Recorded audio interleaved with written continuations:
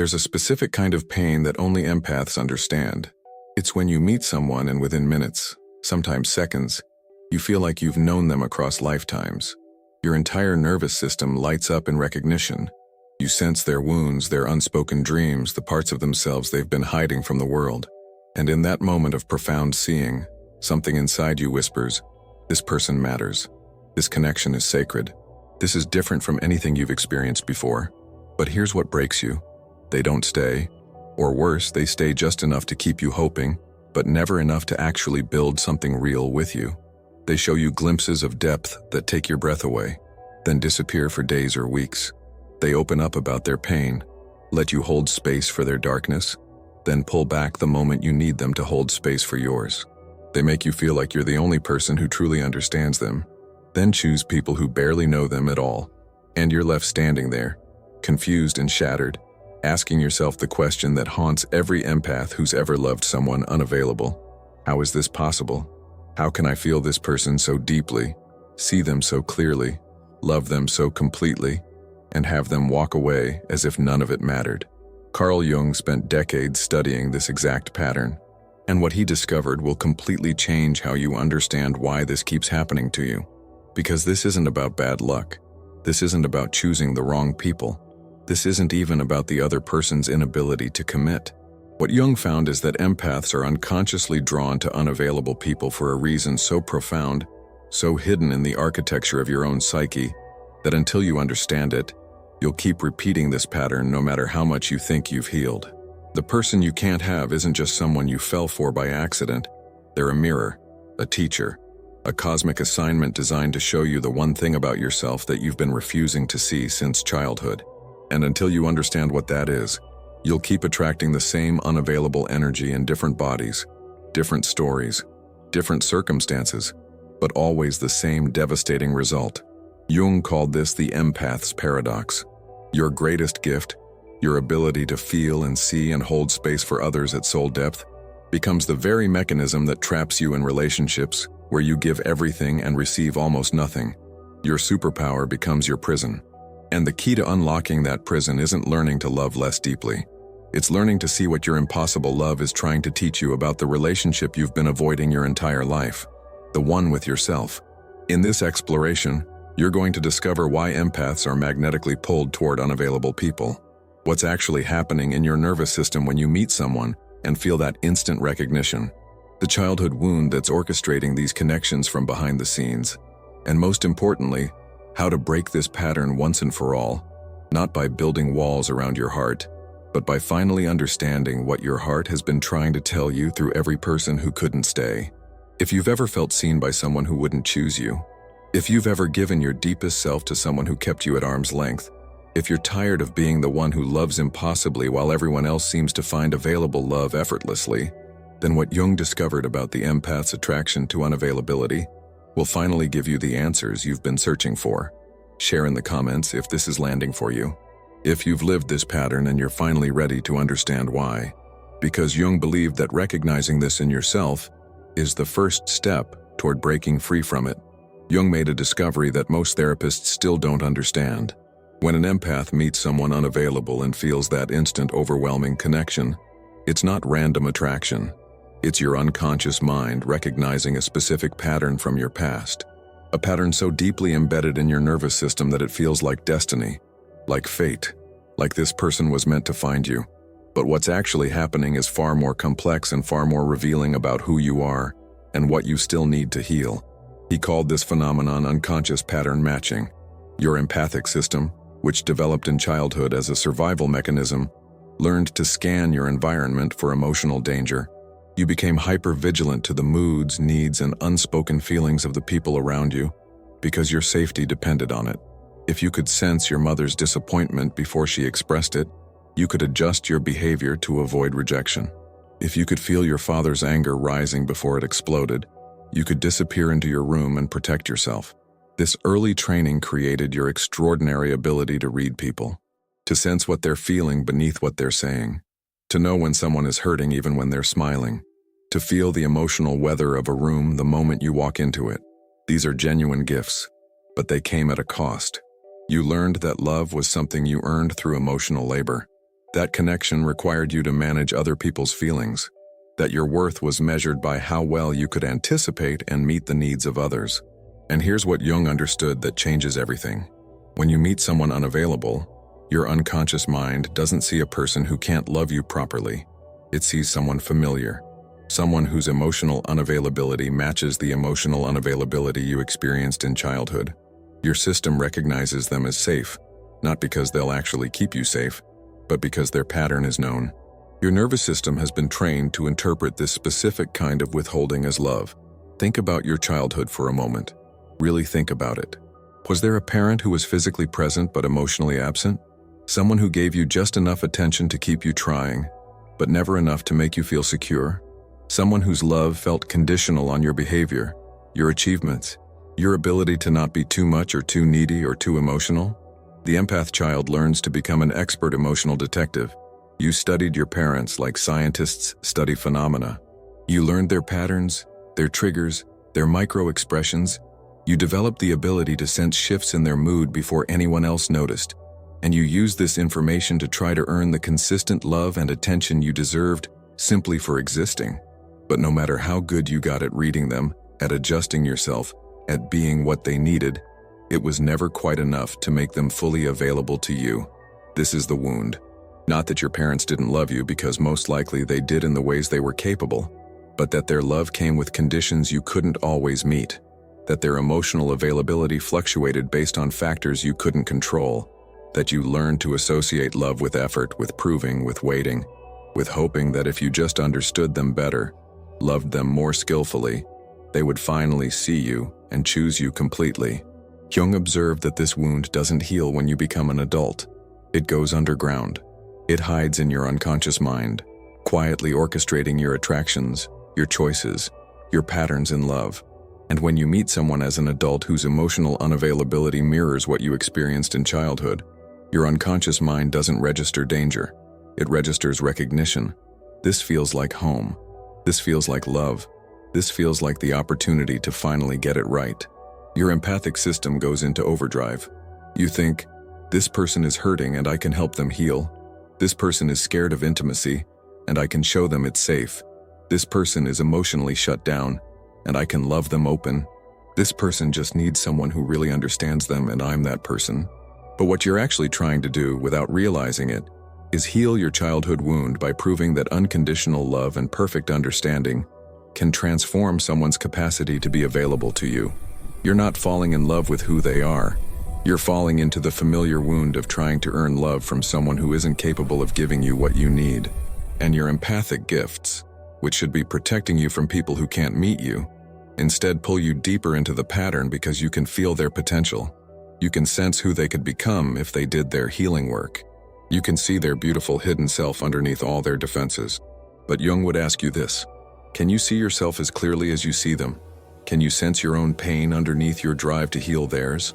Can you feel how you're abandoning your needs while trying to meet all of theirs? The person you can't have isn't teaching you about them. They're teaching you about you, about where you still believe you have to earn love, about where you still think your worth comes from how much you can give, about where you're still that child trying to be enough for a parent who wasn't emotionally available. Jung discovered something that will shake everything you thought you knew about why you keep attracting unavailable people. He found that empaths don't just choose unavailable partners randomly. They're drawn to them because unavailability feels like a puzzle to solve, a challenge that activates the same neural pathways that kept you alert and engaged in childhood. Your nervous system literally gets more activated by someone who's inconsistent than by someone who's steady and present. This is what he called the intermittent reinforcement pattern. When someone is consistently available to you, your nervous system registers it as safe but not particularly exciting. There's no mystery, no challenge, no opportunity to prove your worth through your exceptional understanding and patience.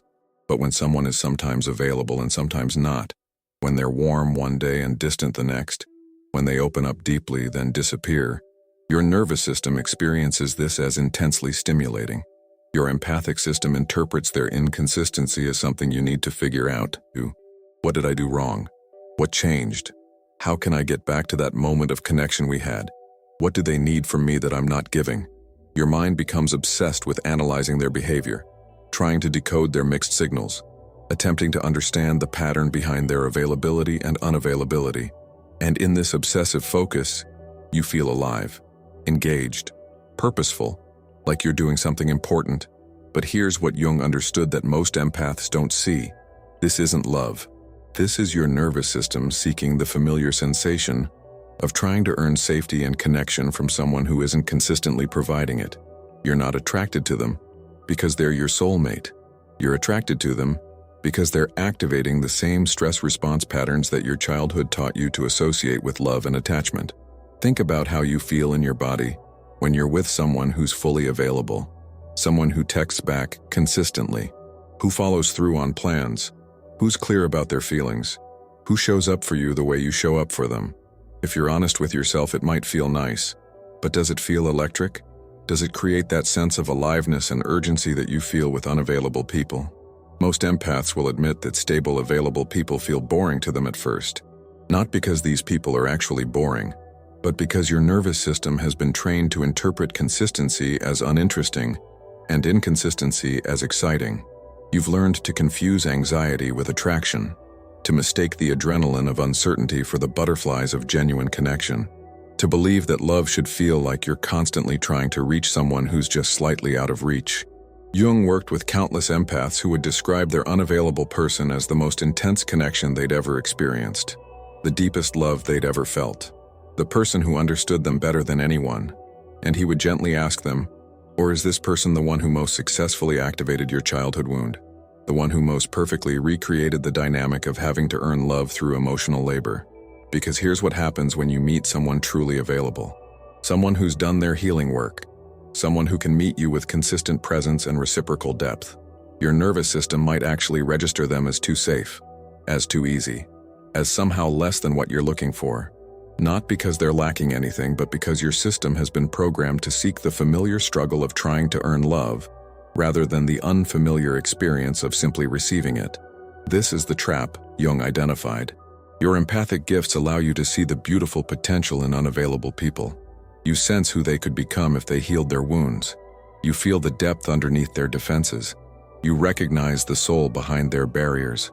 And because you can see this, you believe you're seeing something real, something worth waiting for, something worth all the pain of their inconsistency. But what you're actually seeing is your own projection, your own potential reflected back to you through them, your own capacity for depth and authenticity that you're not fully embodying in your own life. You're loving who they could be while ignoring who they actually are. And more devastatingly, you're giving to them what you're not giving to yourself: the patience, the understanding, the unconditional acceptance, the belief in their worthiness despite their flaws. Jung would ask you, what would happen if you directed all that empathic compassion inward? If you gave yourself the benefit of the doubt you give them? If you accepted your own imperfections as graciously as you accept theirs? If you stayed present with your own pain instead of focusing on healing theirs? This is what unavailable people come to teach empaths. Not how to love them better, but how to finally turn that quality of love toward yourself. The person who can't stay isn't rejecting you. They're showing you where you're rejecting yourself.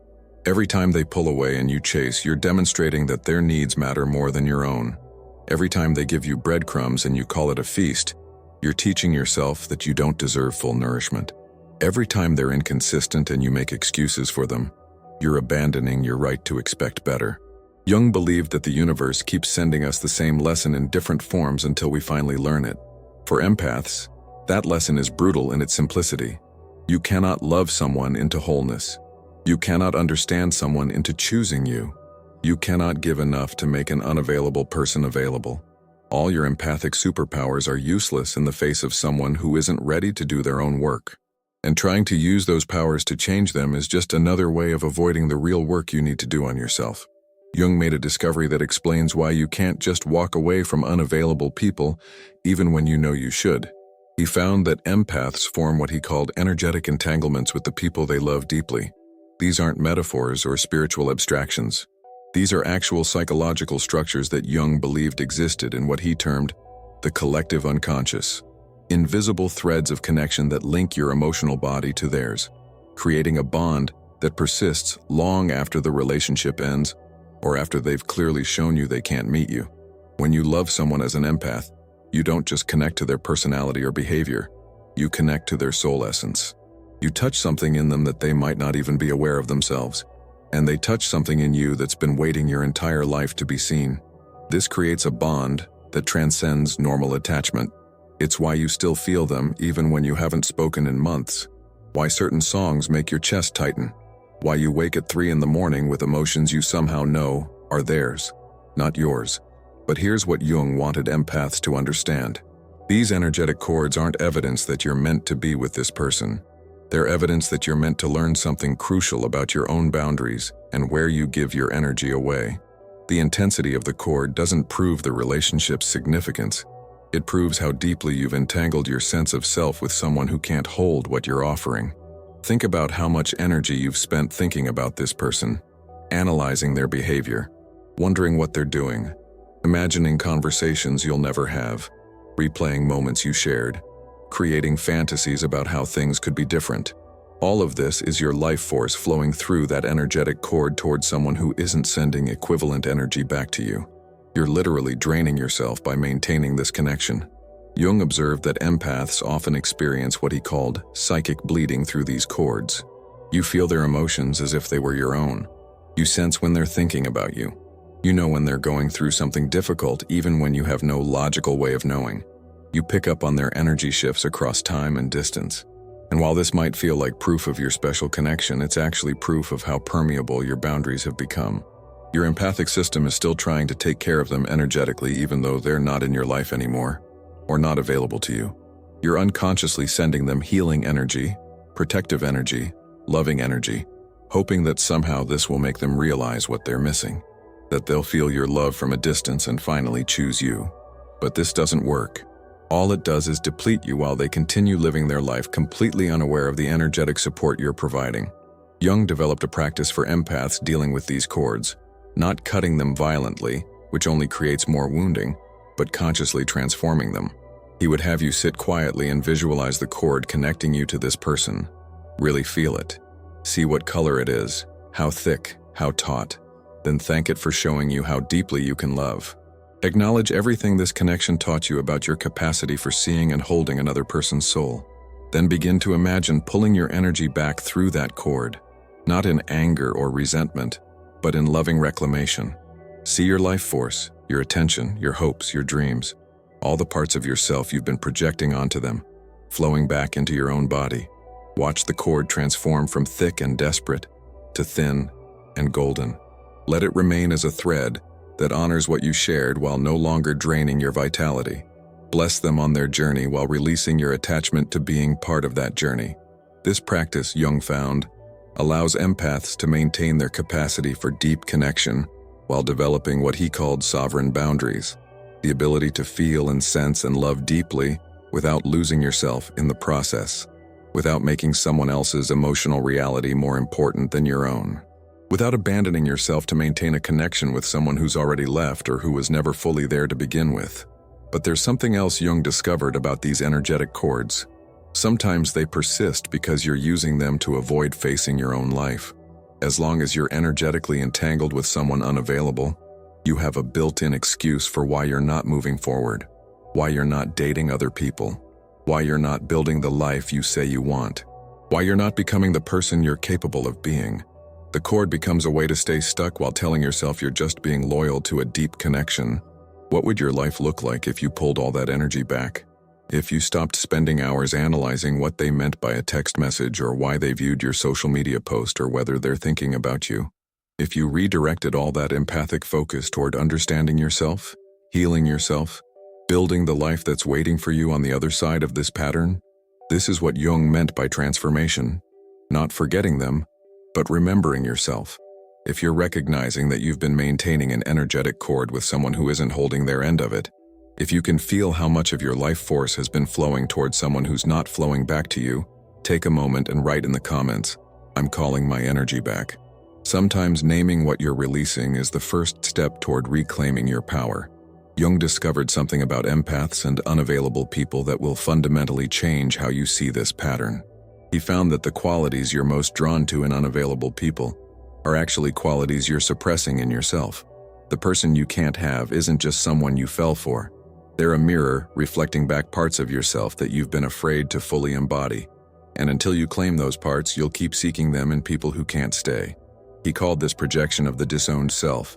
When you meet someone and feel that instant magnetic pull, what you're actually recognizing is aspects of your own unlived potential.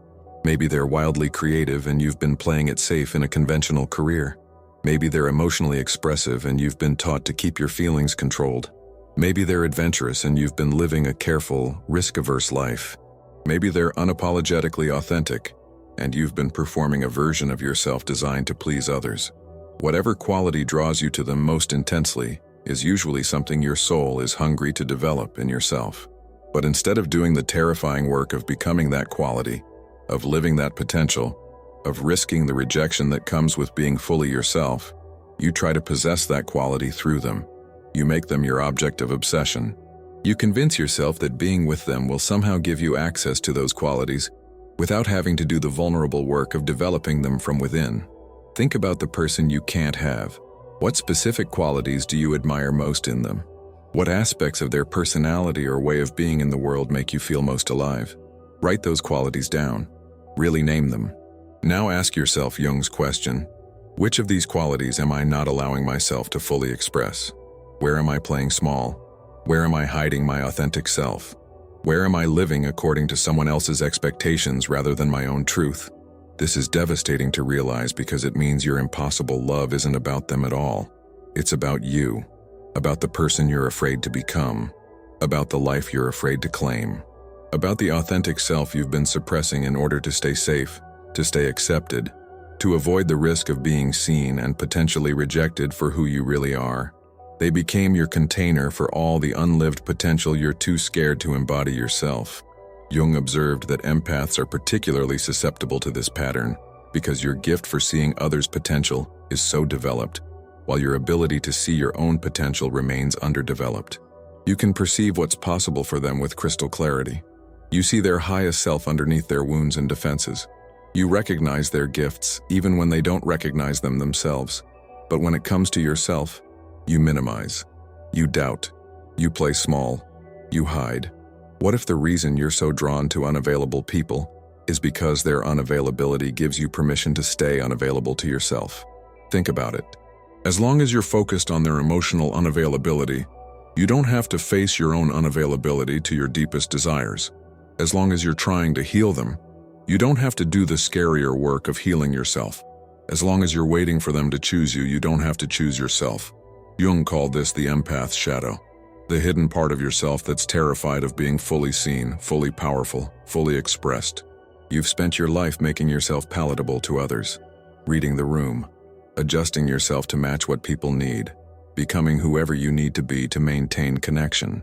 This has kept you safe from rejection, but it's also kept you from ever discovering who you are when you're not performing for someone else's approval. The unavailable person is showing you this pattern in the cruelest way possible. You're giving them your most authentic self, your deepest truths, your real feelings, and they're walking away from it. This confirms your deepest fear, that if you show people who you really are, they'll reject you. So you stay stuck in the pattern. You keep choosing unavailable people because their rejection feels safer than risking rejection from someone who could actually see all of you. But Jung would tell you that you're misunderstanding what's happening. They're not rejecting your authentic self. They're rejecting the opportunity to do the deep work that being with someone as aware as you would require. Their unavailability isn't about your worth. It's about their capacity. And their lack of capacity is actually protecting you from wasting your precious life trying to build depth with someone who's content with surfaces. The real question Jung would ask is this: if you stopped focusing on getting unavailable people to choose you, and instead focused on fully choosing yourself, who would you become? What would you create? What risks would you take? What dreams would you pursue? What truth would you finally speak? What parts of yourself would you stop suppressing to make others comfortable? This is the transformation your impossible love is trying to birth in you. Not the transformation of them choosing you, but the transformation of you becoming so fully yourself that you stop seeking completion in others. When you embody the qualities you've been admiring in them, when you live your potential instead of projecting it onto people who can't hold it, when you show up as your authentic self regardless of who stays or leaves, something shifts. You stop being attractive to unavailable people because you're no longer available for half love. Jung believed that every person who comes into our lives and breaks us open is doing exactly what they're meant to do. Not to destroy us, but to destroy the false version of ourselves that we've been maintaining. The version that seeks approval. The version that needs external validation. The version that's willing to settle for breadcrumbs because we don't believe we deserve the feast. Your unavailable person didn't reject you. They shattered the version of you that was too small for the life your soul is calling you to live. Jung made a revolutionary discovery about what happens when empaths finally stop chasing unavailable people. He found that there's a specific transition period he called the void, and most empaths abort their healing journey in this phase because it feels unbearable. But if you can stay with it, if you can resist the urge to fill the emptiness with another impossible person, or numb yourself through distractions, this void becomes the birthplace of the most profound transformation of your life. The void begins when you finally accept that this person isn't going to change, when you stop making excuses for their behavior, when you stop hoping that if you just wait a little longer, love them a little better, understand them a little more deeply, they'll suddenly become available. When you finally let yourself feel the full weight of the truth, they've shown you who they are, and who they are isn't someone who can meet you. This acceptance doesn't come as relief, it comes as grief. You grieve not just the person, but the future you'd been building in your mind. The version of reality where your love was enough to heal them. The story where patience and understanding eventually win. The fantasy that deep recognition always leads to deep relationship. You grieve the loss of your identity as someone whose superpower is seeing and loving people into wholeness. You grieve the realization that all your empathic gifts couldn't make someone available who was determined to stay unavailable. But underneath that grief is something even more painful. A terrifying emptiness where your obsession used to live. For months or years, thinking about them filled your mind. Trying to understand them gave you purpose. Hoping for them gave you something to wait for. And now that you've finally released that hope, there's just silence, space, nothingness. You don't know who you are when you're not focused on someone who can't fully focus on you. Jung called this the dark night of the empathic soul. Everything you used to do to distract yourself from your own life, from your own pain, from your own unlived dreams, suddenly doesn't work anymore. You can't lose yourself in their drama because you finally stopped participating in it. You can't avoid your feelings by caretaking theirs because you've finally established boundaries. You can't escape yourself by becoming absorbed in understanding them. Because you've finally accepted you'll never make them choose you through understanding alone. In this void, you're forced to face questions you've been avoiding your entire life. Who am I when I'm not giving myself away? What do I actually want? Not what do I want to give to others? What does my life look like when I'm not organizing it around someone else's needs and availability? What am I afraid will happen if I stop being the person who loves more, tries harder, stays longer? These questions are terrifying because answering them requires you to fundamentally change how you exist in the world. Most empaths try to escape the void by immediately finding another unavailable person to focus on. Someone new to analyze, to understand, to save. The patterns might look different, the story might have new details, but the core dynamic is the same. You're using someone else's emotional unavailability to avoid being fully available to yourself. Jung observed this pattern with frustration because he knew that each time you escape the void, you're postponing the exact transformation you need. But for empaths who have the courage to stay in the void, who resist the urge to fill it with new distractions or old patterns, something extraordinary begins to happen. The emptiness starts to feel less like loss and more like space. Space for you to finally hear your own voice instead of constantly listening to others. Space for you to feel your own feelings instead of absorbing everyone else's. Space for you to want your own wants instead of intuiting and prioritizing what others need. Jung called this process individuation through absence. When the object of your obsession is removed, when you can no longer project your unlived life onto someone else, when you're forced to sit with yourself in the raw emptiness of your own being, that's when you finally start to meet yourself. Not the empathic self that exists in relation to others. Not the helper self that derives worth from being needed. Not the understanding self that gains identity from seeing others clearly. But the essential self underneath all those roles. The you who exists independent of anyone else's validation or rejection. This is where the real work begins. In the void, you start to notice patterns you couldn't see while you were focused on them. You realize how much of your life you've spent managing other people's emotions because you didn't know how to be with your own. How you've used your empathic gifts to earn love rather than simply allowing yourself to be loved. How you've made yourself indispensable to unavailable people because you didn't believe you were valuable just for being yourself. You start to see how you've abandoned yourself repeatedly in relationships. How you've ignored your own needs while hyper-focusing on theirs. How you've accepted scraps while calling it depth. How you've confused emotional intensity with actual intimacy. How you've let people take from you without reciprocating because somewhere deep inside, you believed this was the price you had to pay for connection. The void forces you to feel all of this without distraction, and Jung knew that conscious suffering, the kind that isn't avoided or numbed or projected onto someone else, is what transforms us. Every moment you sit with your own pain instead of rushing to fix someone else's, you're reclaiming yourself. Every moment you feel your loneliness instead of filling it with fantasy about an unavailable person, you're learning that you can survive your own feelings. Every moment you choose yourself over chasing someone who's already shown you they won't choose you, you're rewriting the story of your worth. If you're in the void right now, if you're feeling that terrifying emptiness where your impossible love used to live, and you're tempted to fill it with another person, another distraction, another way of abandoning yourself, I want you to pause, take a breath, and write in the comments, "I'm staying with myself."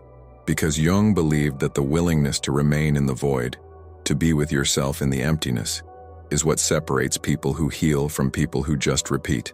Jung discovered something that will give you hope when you're convinced you'll never break this pattern.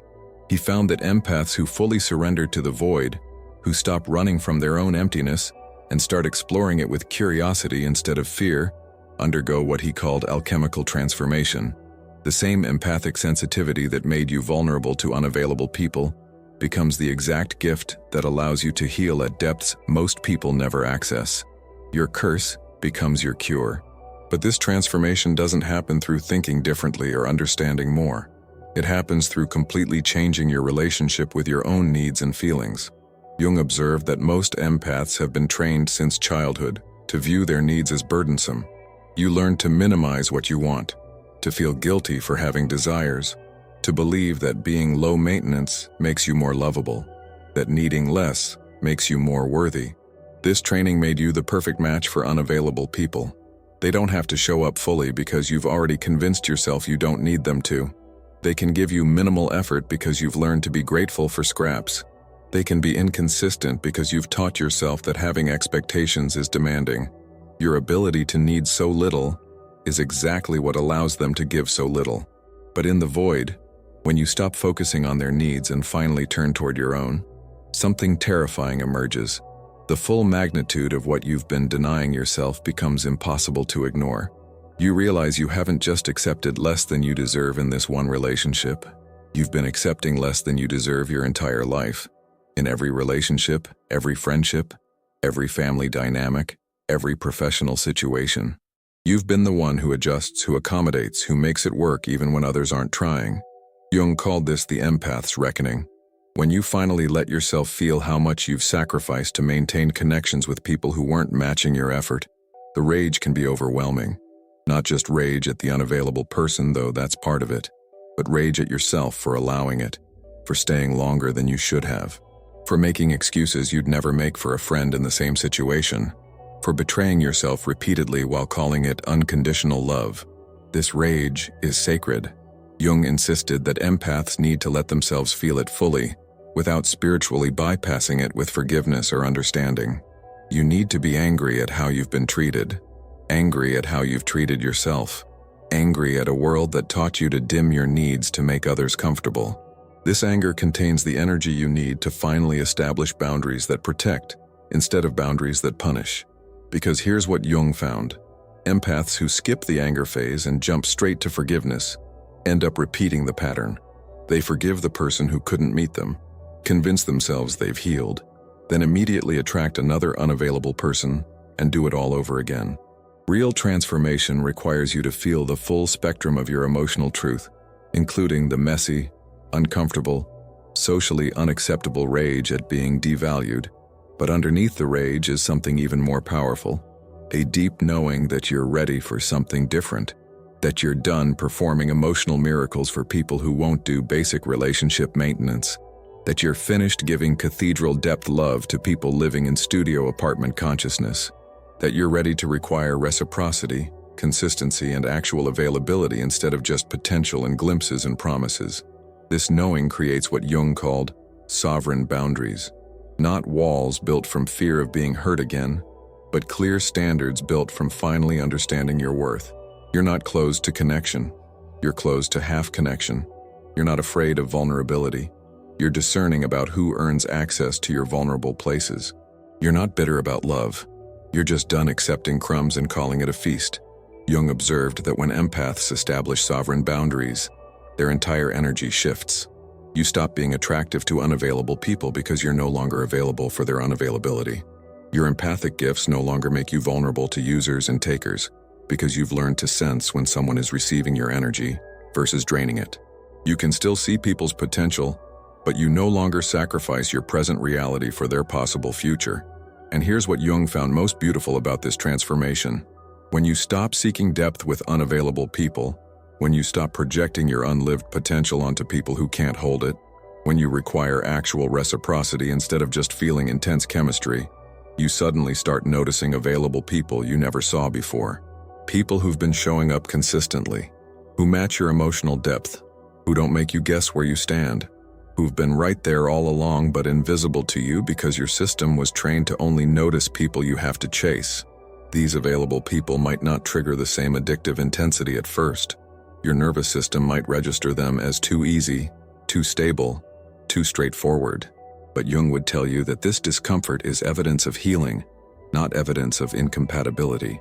You're learning to recognize green flags after a lifetime of mistaking red flags for romantic intensity. You're developing a taste for nourishment after years of surviving on scraps. The transformation completes when you can finally receive love instead of just giving it. When someone shows up for you consistently, and you don't look for hidden meanings or waiting for the other shoe to drop. When someone meets your needs without you having to ask 3 times and you don't feel guilty for having needs. When someone loves you for exactly who you are and you don't feel obligated to perform or prove or earn their continued presence. Jung called this the empath's homecoming. Not finding home in another person, but becoming home to yourself. Knowing that you can feel everything without being destroyed by what you feel. That you can love deeply without losing yourself in who you love. That your sensitivity is a gift when it's honored, not something you need to apologize for or suppress to make others comfortable. That you deserve love that stays, not love that keeps you waiting. Jung spent his final years reflecting on what separated empaths who broke the pattern from empaths who stayed trapped in it. And what he found was this: the difference wasn't about finding the right person or learning better relationship skills, or even healing all your childhood wounds. The difference was about whether you were finally willing to be as loyal to yourself as you've been to everyone who couldn't stay. Think about the impossible person you can't forget. Think about how much loyalty you've shown them. How many times you've forgiven them for behavior that hurt you. How many excuses you've made for their inconsistency. How long you've waited for them to be ready. How much you've accepted that you'd never accept if a friend was experiencing it. Now ask yourself Jung's final question. When will you show yourself that same loyalty? Your empathic heart isn't broken. It's been breaking open, piece by piece, pattern by pattern, impossible person by impossible person, trying to get your attention, trying to show you that the love you've been giving away so freely is the love you've been starving for yourself, that every time you choose someone who can't choose you, you're choosing against yourself, that every moment you spend analyzing why they can't love you properly is a moment you're not loving yourself properly. Jung believed that empaths are here to teach the world about depth, about feeling, about the sacred practice of truly seeing another soul. But you can't teach what you haven't learned. And what you're here to learn first is how to see yourself, how to feel your own feelings with the same compassion you feel everyone else's, how to hold space for your own complexity the way you hold space for theirs, how to love your own becoming with the patience and faith you've given to their potential, the person you couldn't have served their purpose.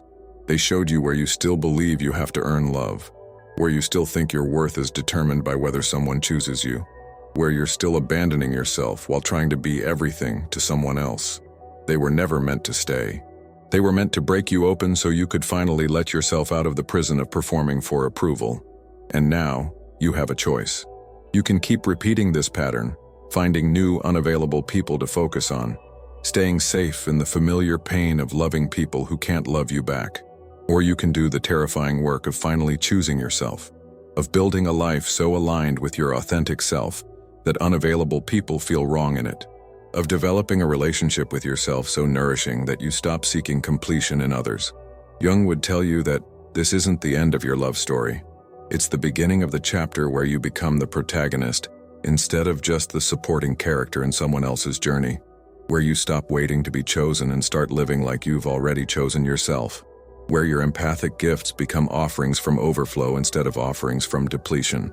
If this exploration has touched something true in you, if you recognize your own story in these words, if you're finally ready to break the pattern of loving people who can't stay, I want to hear from you. Share in the comments what your impossible love taught you about yourself, what you're finally ready to change, what you're choosing for yourself now. Your story matters. Your transformation matters. And sharing it might be exactly what another empath needs to hear to find the courage to choose themselves too. I'd be deeply honored if you'd subscribe to continue this journey into understanding the deeper psychology of becoming whole. And if you know another empath who needs to hear this, who's stuck loving someone unavailable and wondering why they can't break free, share this with them. Sometimes the most loving thing we can do is help each other see the patterns we can't see alone. Thank you for trusting me with these 30 minutes of your life, for having the courage to look at the most painful patterns in your relationships and ask what they're trying to teach you, for being willing to feel everything instead of numbing out, for staying open in a world that often rewards closing down. Your empathic heart isn't your weakness, it's your greatest strength, and the moment you turn that heart fully toward yourself, everything changes. You're not broken for loving people who can't stay. You're breaking free from the pattern that kept you seeking in others what you were always meant to find in yourself. And that freedom, Jung would tell you, is what you've been searching for all along. Take care of your beautiful, brave, empathic heart. It's been waiting your whole life for you to finally come home to it.